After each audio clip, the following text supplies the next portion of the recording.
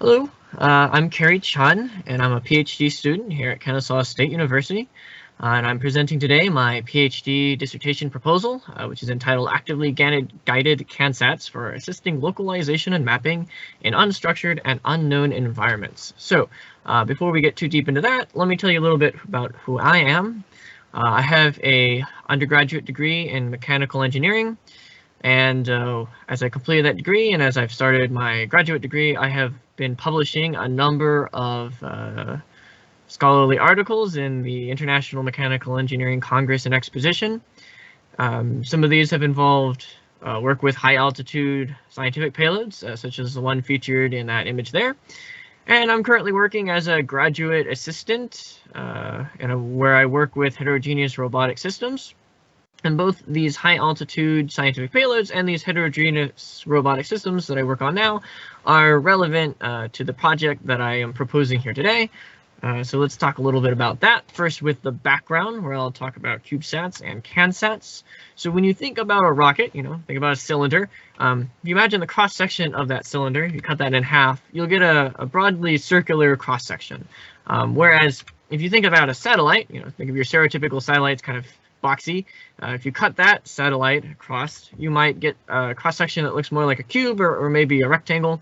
And you might imagine now, as you put the satellite inside of the rocket, the square inside of the circle, what do you end up with? You end up with a lot of wasted space, because squares and circles aren't exactly friends. An interesting solution to this problem in the aerospace sector is something known as the CubeSat. These are very small satellites. They're about 10 centimeters cubed in volume.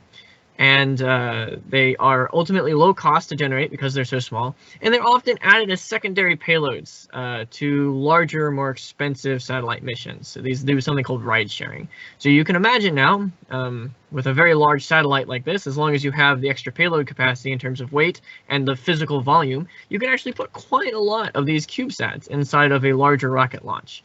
If you remember, Artemis launched just a few weeks ago. Artemis carried about 10 CubeSats. That were multi-unit CubeSats, so quite a lot of CubeSats went along with Artemis to the moon, or thereabouts. Anyways, but I know what you're thinking to yourself now. Cary, you were talking about CANSATs in your title. Why are you talking about CubeSats now? Well, basically, CubeSats are really important for testing new technologies before they actually fly on big, expensive satellites. If you develop a new sensor, you develop a new microcontroller or battery or what have you, you don't want to put that in a big, expensive satellite first, because if it fails, then people are going to be very angry at you. So instead, you test those things in CubeSats. Well, CANSATs are a technology tier below CubeSats. So before you even get close to sending your sensor to space, you'll first test it in a CANSAT.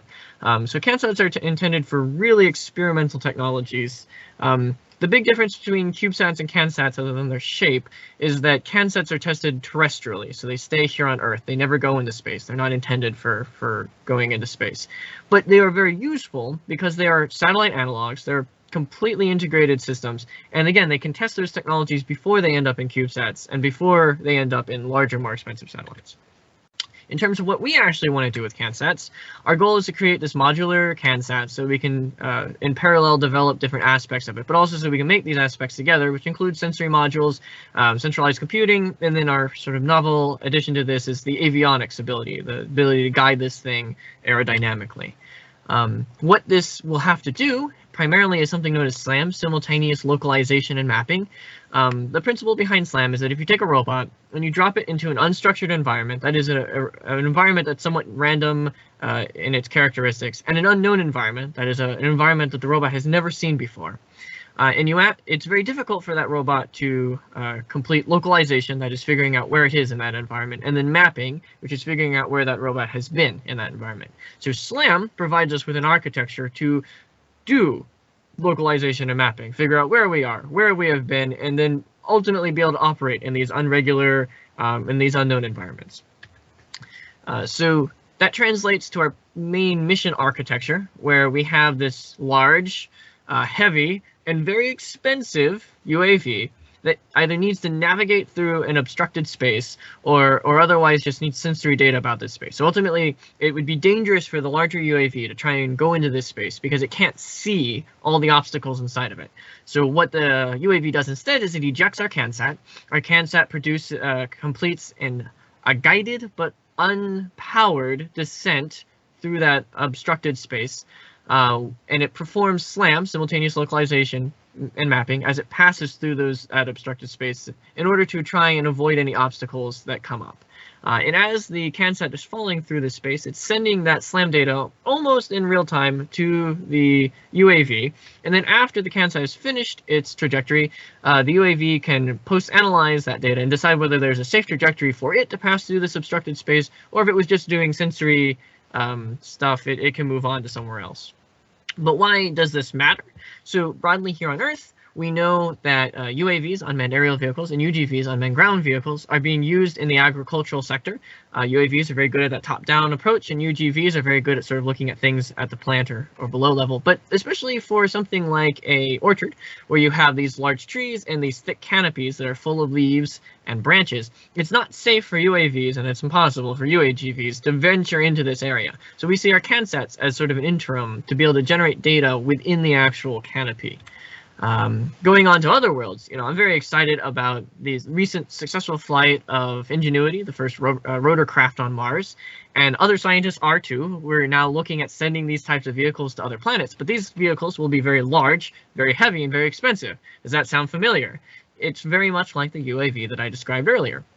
So we see our CanSats as potentially being secondary payloads on these larger rotorcraft that would allow these rotorcraft to explore enclosed in obstructed environments such as caves or lava tubes. And these caves and lava tubes are ultimately really exciting for scientists because they could contain water, they could contain life, and they may also be places where future habitats could be built for humanity.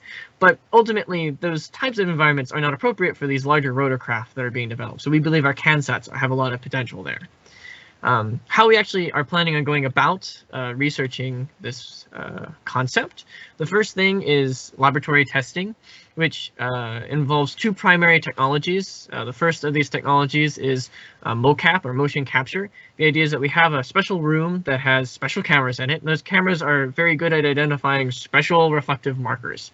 They can triangulate the location of these markers in free space. That allows us to determine where they are, and then we are going to pair this with what's known as a cable-driven parallel robot, or a CDPR. The concept here is that we take our CanSat, we remove the avionics module from it, and we mate what's left of it, the sensory module and computer modules, to this gondola that's suspended via cables to these wire spools.